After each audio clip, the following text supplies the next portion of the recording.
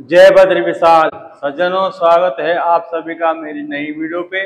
उससे पहले यदि अभी तक आपने मेरे इस चैनल को सब्सक्राइब नहीं किया अथवा आप पहली बार मेरे इस चैनल पे हैं तो शीघ्र ही चैनल को सब्सक्राइब कीजिए एवं बेल आइकन का बटन अवश्य दबाएं। उससे क्या होता है कि जब भी मैं कोई नई वीडियो अपलोड करता हूं तो आपके मोबाइल स्क्रीन पे नोटिफिकेशन प्राप्त हो जाता है और आपको मेरी प्रत्येक नई वीडियो को सबसे पहले देखने का सौभाग्य प्राप्त होता है। सज्जनों, वीडियो अच्छी लगे लाइक करना, कोई त्रुटि रह जाए अथवा वीडियो संबंधित अन्य जानकारी प्राप्त करने के लिए या फिर प्रोत्साहन बढ़ाने के लिए कमेंट अवश्य किया करें एवं इस जानकारी को अपने भाई बहनों, सगे संबंधियों, रिश्तेदारों तक पहुंचाने के लिए शेयर अवश्य। तो सज्जनों, शुरू करते हैं आज की नई। श्री युधिष्ठिर कहने लगे, है भगवान, श्रावण शुक्ल एकादशी का क्या नाम है, व्रत करने की विधि तथा इसका माहात्म्य कृपा करके कही। मधुसूदन कहने लगे कि इस एकादशी का नाम पुत्रदा है और आप शांति पूर्वक इसकी कथा सुन। इसके सुनने मात्र से ही वाजपेयी यज्ञ का फल प्राप्त होता है। तो सज्जनों, द्वापर युग के आरंभ में महिष्मती नाम की एक नगरी थी जिसमें महीजित नाम का एक राजा राज्य किया करता था। लेकिन पुत्रहीन होने के कारण राजा को राज्य सुखदायक नहीं लगता था। उसका मानना था कि जिसके संतान ना हो उसके लिए यह लोक और परलोक दोनों ही दुखदायक होते। पुत्र सुख की प्राप्ति के लिए राजा ने अनेकों उपाय किए परंतु राजा को की प्राप्ति नहीं हो पाई। वृद्धावस्था आती देखकर राजा ने प्रजा के प्रतिनिधियों को बुलाया और कहा, है प्रजाजनों, मेरे खजाने में अन्याय से उपार्जन किया हुआ धन तो नहीं है, ना ही मैंने कभी देवताओं तथा ब्राह्मणों का धन छीना है। किसी दूसरे की धरोहर भी मैंने नहीं ली। प्रजा को पुत्र के समान पालता रहता हूँ। मैं अपराधियों को पुत्र तथा बांधों की तरह दंड देता हूँ।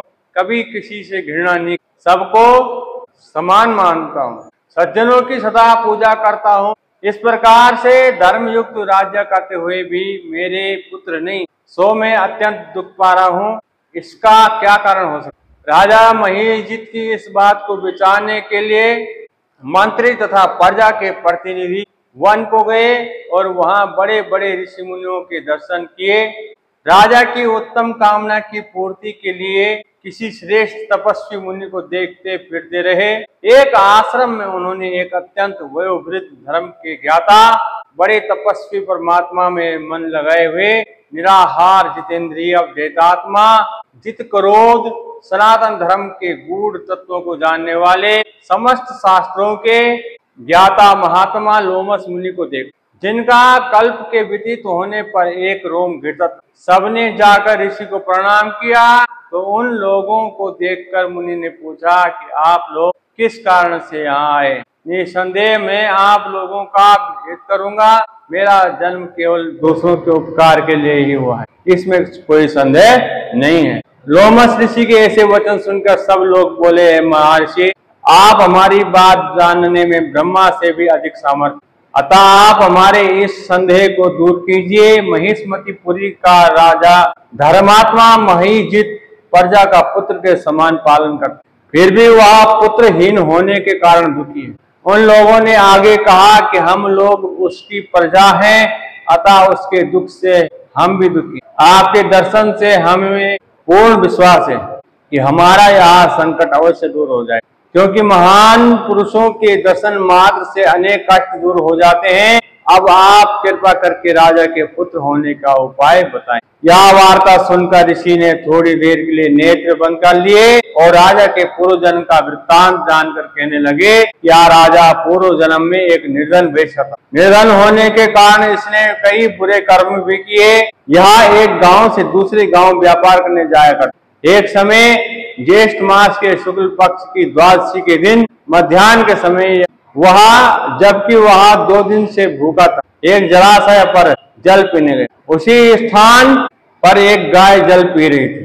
राजा ने उस प्यासी गाय को जल पीते हुए हटा दिया और स्वयं जल पीने लगा, इसलिए राजा को यह दुख सहना पड़ा। एकादशी के दिन भूखा रहने से वह राजा हुआ और प्यासी गाय को जल पीते हुए हटाने के कारण पुत्र वियोग का दुख सहना पड़ रहा। ऐसा सुनकर सब लोग कहने लगे कि ऋषि, शास्त्रों में पापों का प्रायश्चित भी लिखा हुआ है, अतः जिस प्रकार से यह राजा पाप से मुक्त हो जाए ऐसा कोई उपाय बताइए। लोमश ऋषि कहने लगे, श्रावण शुक्ल पक्ष की एकादशी को, जिसे पुत्रदा एकादशी भी कहते हैं, तुम सब लोग व्रत करो और रात्रि को जागरण करो, तो इससे राजा का या पूर्व जन्म का पाप अवश्य नष्ट हो जाए, साथ ही राजा को पुत्र की प्राप्ति होगी।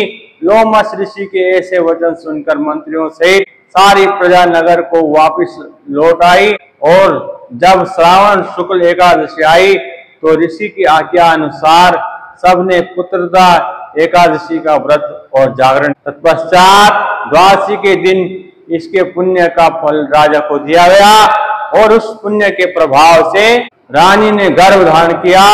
प्रसव काल समाप्त होने पर उसके एक बड़ा ही तेजस्वी पुत्र उत्पन्न, इसलिए है राजन इस श्रावण शुक्ल एकादशी का नाम पुत्रदा पड़ा है। अतः संतान सुख की इच्छा हासिल करने वाले इस व्रत को अवश्य, इसके महात्म्य को सुनने मात्र से मनुष्य सब पापों से मुक्त हो जाता है और इस लोक में संतान सुख भोग कर परलोक में स्वर्ग को प्राप्त करता है। तो सज्जनों, यदि वीडियो अच्छी लगी हो तो लाइक करना, कोई त्रुटि रह गई हो अथवा प्रोत्साहन बढ़ाने के लिए या फिर वीडियो संबंधित जानकारी प्राप्त करने के लिए जो है कमेंट अवश्य। साथ ही इस जानकारी को अपने भाई बहनों, सगे संबंधी, रिश्तेदारों तक पहुंचाने के लिए शेयर अवश्य करना।